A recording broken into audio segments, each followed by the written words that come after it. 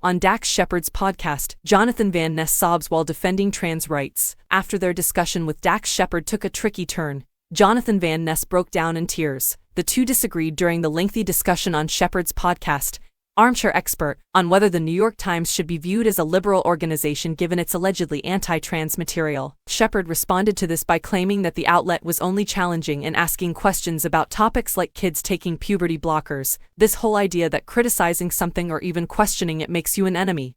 He added, "That, in my opinion, is not the way to go." Van Ness, who identifies as trans and uses they, them pronouns, replied, "I feel like I'm talking to my dad. All I'm saying is what we know about misinformation and disinformation is when you have an outsized reaction to something, there's a good chance that you're being exposed to misinformation and disinformation," the researcher and activist for Queer Eye stated. And a lot of the rhetoric around the anti-trans backlash does have a lot of misinformation and disinformation in it. Van Ness once remarked, "I'm not calling you a transphobe. You cannot be transphobic and still have thoughts that espouse trans misogyny and espouse transphobic ideologies and beliefs." In addition, Van Ness said that, as a non-binary person, they find it disappointing when people, like J.K. Rowling, assert that they are standing up for women but excluding trans children from sports. Van Ness cited specific instances of athletes and kids being denied participation in sports on erroneous grounds during the course of the conversation, which lasted more than 20 minutes.